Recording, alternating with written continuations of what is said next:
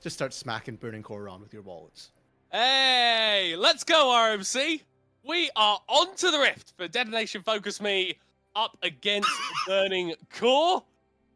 And the level 1 isn't happening, RMC. You know what? This is brilliant from DFM. Because we're talking about, okay, Burning Core, cheese it, right? Like, your comp's already super risky. So DFM are like, we're not risking getting cheese, just group up as 5 boys. Like, if they come at us, we'll take the 5v5, we'll be able to outplay. And it does prevent Burning Core from being able to cheese. Nothing really happens, though. And you know what? For DFM, that's fine. Just don't die is the name of the early game. Yeah, don't die, and maybe get some kills onto Yuhi and Loser in this bot lane. Because we haven't seen this Lucian Nami in a fair bit, actually, because it's just oh so oppressive. And I wonder if this new bot lane from Burning Core is going to be able to stand against the pressure that Harp and Utapon are undoubtedly going to be putting out. Yeah, and if we think back to yesterday as well, right? Yuhi and Loser did actually really well in lane. Yuhi was winning that out here. And already, we're seeing that they want to maintain that aggression, that thing that we praised Loser for, that lack of fear against more experienced bot lane. So maybe they pull a miracle. And, if you put that pressure down, if Utapon and Harp can't punish it, that, as far as I'm concerned, is a win for Yuhi and Loser. Yeah, both junglers here starting on the top side of the map. Flawless on the Kane going for the Raptors into Grogs into red start. You're insane at clearing away those multiple target camps. A little bit weaker when it comes to the single target ones. So getting those extra levels under your belt means that you're going to be able to get through your clear a little bit faster. Although saying that, Steel is going to be the first one to the bottom side of his jungle. Yeah, so the thing with those clears is, yes, you clear a little bit faster, but again... Oh, Utapon, that's so much damage! But he can turn the... Okay, so that's the thing with Lucian Nami, is it always looks good until it doesn't, right? Like, you put the damage down, but Lucian Nami can always just turn it. The healing from the Nami is also going to sustain back up, whereas for Yuhi here, Yuhi's just relying on the, is it Severum, I think, to heal back up, but Loser can't sustain at all. And now, because they pushed out here, Steel is looking for... Loser can walk themselves away. It's just the ebb and flow and bot lane. It's how it goes. Waves get shoved in, waves come back out. You can't explain it. Flawless is going to be spotting out Steel, contesting for this Scuttle Crab, and it's actually Yuhi and Loser who would have the first rotate. Dice with the priority in mid lane as well. First Scuttle Crab, good for the Kane. Yeah, really well played. I think that bot lane prio, Yuhi and Loser can't actually move out without Utapon and Harp punishing, but the mid lane prio, and we touched on this earlier, right? There's still one lane where Burning Core kind of have a bit of an advantage early on here, and I'm glad they're utilizing it to try and protect Flawless topside. Ebby is just bullying out Ray Farkey here, running him down the long lane. Yeah, and remember, it is no flash on that Sejuani running the teleport and ignite, so a little bit less mobility, but a whole lot scarier in terms of those 1v1s, especially up against the Gragas, who does rely a lot on his passive, that healing, to get through some of these early trades. Ray Farkey's done a great job, though, actually, up about an entire wave here, and it's not like Ebby has that wave coming in to pick up. And speaking of actually differentials, Utapon is up a massive ton of CS as well right now. For all that Yuhi and Loser got that first shove in, it did come at the expense of minions. And, I mean, it's kind of what we expected, Ray Farkey being the strong side for Burning Core. This would be a bit of an over-ambitious dive, especially against a Aphelios who does have that Gravitum in pocket. Flawless now dodges away from that ward in the top side river. This is one of the things about Kane. You can go for creative gank pass, although this is not Ebby's first rodeo, recognizes that Flawless probably hanging around. Yeah, and this is what we're talking about. Ebby's really good at decision making as well, right? He's not risking anything. Even goes back to defend Steel's Gromp here. And now Flawless is just kind of wasting time in this top area, where Steel didn't lose anything by looking for that gank bot side. Has been very efficient with the clears so far, and really only just sacked one Scuttle, which isn't worth that much experience in the current meta. I like that you've used that word efficient, because I feel like that describes a lot of what Steel does quite succinctly. He's never this big pop-off, huge carry jungle player. As a hold on, we might be able to get something fighting in the bot lane. That is the ignite drop, the Arctic Assault. Ray Farkey's going to be able to heal up a little bit. Buddy bop himself away. And Ebby can't quite find the flail. I just point out too, Ray Farkey did not flash. He held the flash the entire time, calculating exactly how much damage and how much range he could take there. So despite the scariness of that situation or how it appears, Ebby actually isn't in a great state, is still down a massive ton of CS here, and we'll have to TP back into this lane to make sure he doesn't miss almost 2 waves worth of damage. Yeah, you're instant TPing for that. Doesn't matter what patch, what meta. When there's like 12 minions standing at your tower, you go and get them. Yeah, hopefully we'll be able to catch up some here. Now, Flawless actually up a level despite how efficient we were talking about Steel's clearing here. Kane is just incredibly fast, and there are these windows of opportunity where Flawless can look to have action happen here with that advantage, and I think it comes down to the mid laners. Yeah, Harong goes over the wall, but does get charmed. Is going to be facing off in the 2v2. Use that Spirit Rush to get over the wall, but now Steel is on 40% HP. These are these early skirmishes that we're talking about. More orbs for Flawless. Yeah, and you could see, we're just talking about the mid laners making the difference, right? And DICE actually won that trade in the 1v1. That gives that priority to Flawless to then start aggressing here. And once that happens, once again, Steel is going to have to play a little bit safer here, losing control of that river. And with Burning Core having that early advantage, I'd love to see them try and affect the side a little bit more. That's so much damage onto Yuhi. Yeah, that's why we don't see Lucian Nami very often, ladies and gentlemen. Yep. I mean, they didn't get nerfed at MSI. It was the most dominant early game bot lane. Like I said, unless you're running Tristana, you just have to kind of seed that lane. And Yuhi down 30 CS middle call. That's almost double Utapon's CS over Yuhi right now. Yeah, that feels rough. And that CS advantage that Ray Farkey got in the top side of the map is a little bit smaller. Wave is going to get shoved in as Flawless is scrapping with Seal in the river. Although with that wave shove, Ebby is going to be able to roam over and secure this scuttle crab for his jungler. Yeah, with wave shoved and without DICE, right? We've already said that DICE is really the big difference maker right now in this jungle v jungle matchup. Now, middle caught. We're approaching the 8-minute mark, and normally this is when we start seeing Herald fights break out here. And what I'm actually really curious about is whether DFM is going to bring up Utapon. Because if they don't bring up Utapon, I don't actually know if they can secure the Herald. And DFM does like to secure their Heralds in general right now. They have the second highest Herald take rate tied with Roscoe Jester here. So if they do end up rotating up Utapon, that's an opportunity for Burning Core to say, okay, let's get Yuhi back into the game here with CS, sack that first Herald. We can live with that. We've got skilling. I mean, Yuhi is currently walking towards the mid lane, so that would imply that Burning Core want to contest this, although it's DFM who have the lion's share of the pressure in this mid lane and towards that Herald pit, so walking in to try and take this would be risky. Yeah, and I'm just looking at the level difference as well. Utapon has ultimate. The culling should ensure a kill, so I'm not quite sure, what Burning Core exactly is looking for here. Well, they're looking at DFM at the moment. Yaharong dashing forward, potentially looking for the chains to hit. Oh, going to pull out with a tidal wave. That is beautiful stuff. But the charm hits onto Steel right at the start of the fight. Doesn't matter. Utapon secures the first kill. He's going to go over that wall. Yaharong with the chains, with the stun. No more kills going down, though. Flash bubble. Not enough from Harp. DFM burns so much. Look at those flashes off of cooldown. They only get 1 kill. It's 1 kill, but they get the Herald. They get pressure on Dragon as well if they want to go for it. Looks like they won't for now. And Middlecott, what just comes to mind is the trailer for the LJL summer that, we made, or you made actually. LJL, your Emperor has returned. Why are you contesting this if you're Burning Core? We already said you're not that strong. And it feels like a little bit over-eager from Burning Core. They don't have the vision. And Harp gets a beautiful tidal wave because Burning Core don't have the proper setup, and from there the kills start to come through. You're running away, you're burning summoners left and right, and I think the only thing that kind of salvages this and makes sure it doesn't go worse with them is just the sheer mobility that Burning Core have to disengage.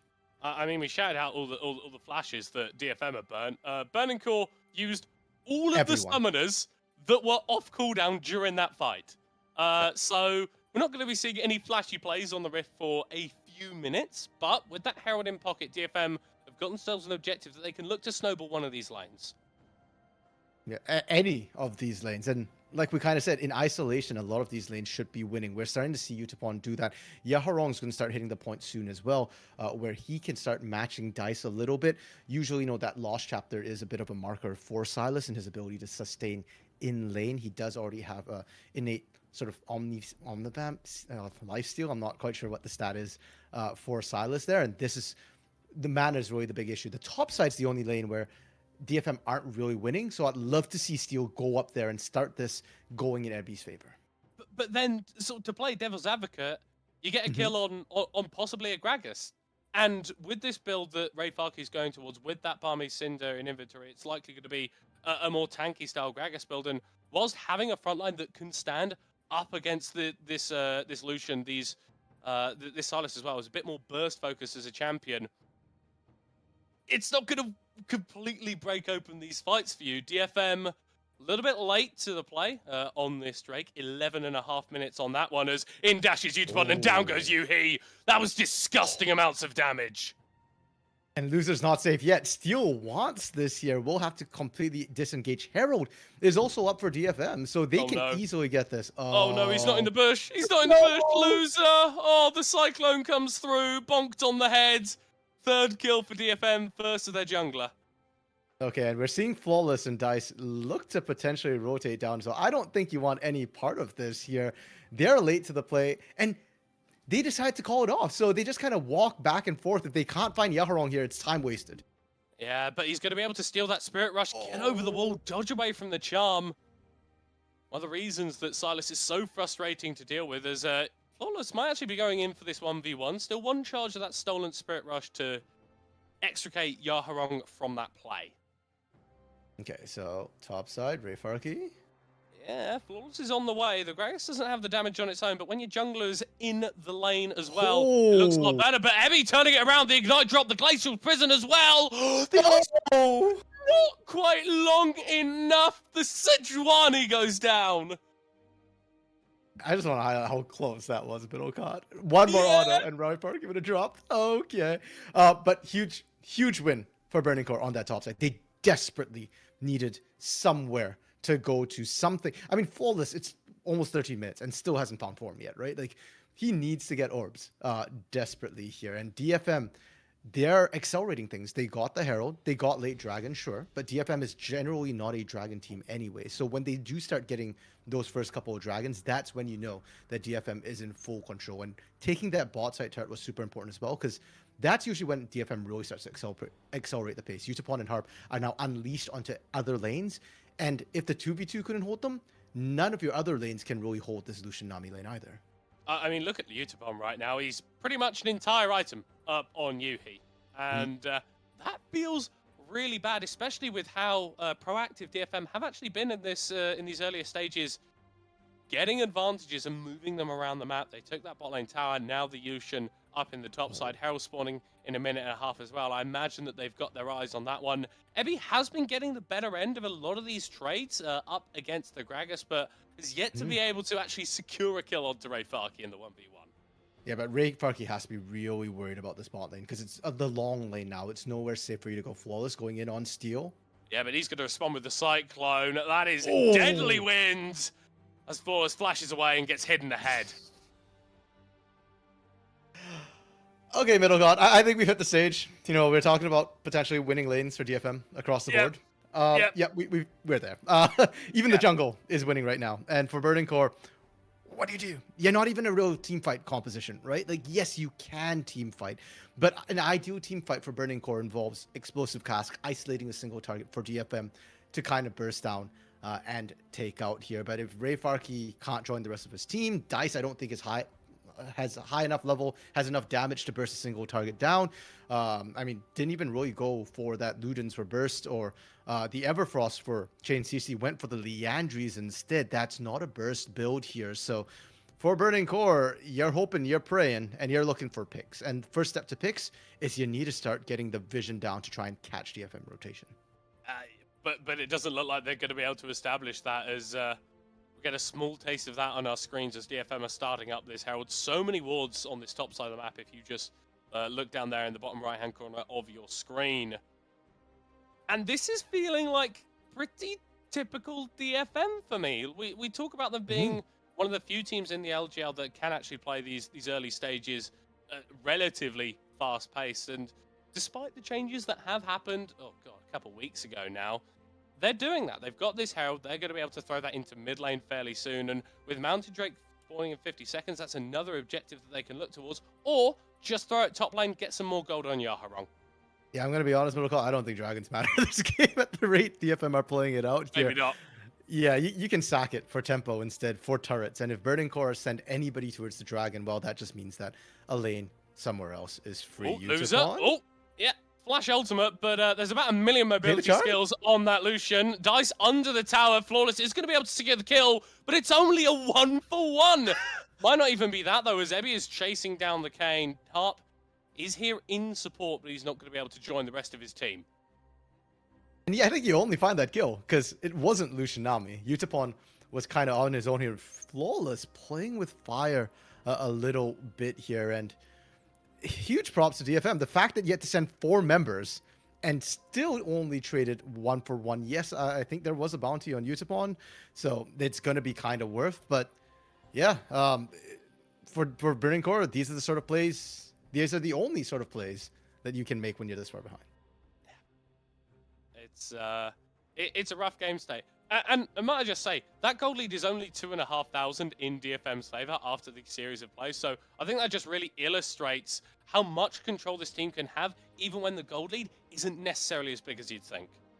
Okay, I'm just counting ultimates here. There's 3 ultimates used to take down Utapon to get that kill here. That's really, really rough. And Middle Call, you're talking about, the fact that this is the DFM we've come to expect. And the fact that they've lost to Sengoku, I think, speaks volumes to how good Sengoku is playing. Because it's not like DFM has suddenly just slumped after MSI.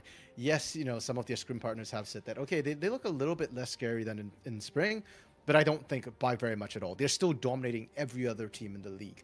And Sengoku, the fact that they can beat DFM here, I think has really shaken up the dynamic of the LJL. And I really want to see Sengoku have a rematch against DFM here. And I'm eager to see if DFM can continue polishing themselves for that potential rematch. Well, I mean, because the thing always is that, yeah, you've got teams with individual good lanes, but DFM are just good all across the map.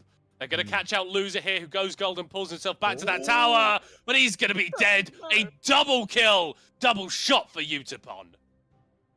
I actually love that Loser has gone that early Zonia's rush with the Nautilus. It was something that was very popular in the LPL last year, and it kind of fell a favor because people were like, oh, Zonia's is only like 2.5 second stasis. And then after that, well, you're just going to die anyways when you come out. But when you're this far behind, you can't buy enough tank items. So that 2.5 seconds that Zonias is going to buy you is probably better than any sort of tanks that you can buy right now. Still wasn't enough in this case. And it's worrying that Yuhi and Loser are just getting dove under turret like that, because that means that you're never safe. You need 3 people at least now to hold any sort of turret. That's going to be very, very difficult. Baron is spawning in just over a minute's time. I wonder if DFM think about opting in for that one, because we've talked so much about Utapon this game. Nearly 3 items on this Lucian. Whilst it's not a pure DPS build, as I imagine that Last Whisper is going to be completed into a Sherilda's Grudge, still puts out a lot of damage. Yuhi forced to flash just because of the dash from Utapon. Yaharong finds the back line. Ignite dropped onto the Aphelios, and he is gone. He is out of here. Burning Core looking to turn around the fight with Flawless, picking up a trade kill, though. He gets locked into the Glacial Prison, flashes away just in time as Dice is in the middle of everybody, spirit rushing to his own demise. I mean, that actually went better for Burning Core than I expected. They did manage to find kills on 2 of the carries, but they're so low on health right now. Yeah, you can't stand there, Ray Farkey. You need 3 members to defend a tower, and it was just you and Flawless there, buddy.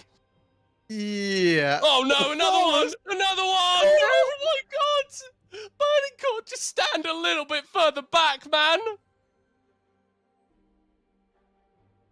I don't know, Middlecon, but what to say about that, really, because I mean, the initial fight is good, and there's a reason why we keep talking about Burning Core's top side, because this effectively was a 3v5. Yuhi and Loser are dead before the fight even starts. And I thought Rayfarky was dead to rights when he TPs into this, because you're walking into 3-4 members here of DFM, but they do manage to peel them apart. And this is why I say that Flawless and Dice need to be, or are the people I'm watching in a lot of these games, because they're almost managing to turn a lot of these fights. And it is coming down to Flawless and Dice having to pump out the damage to sort of overcome the hump that Burning Core are struggling to deal with. But the problem is it's just not enough. And the moment you kind of lose out, Burning Core, for better or for worse, they don't seem to know how to back off. And on one hand, it's good that they're not giving up. They're trying to make plays happen. That's how you get back into the game.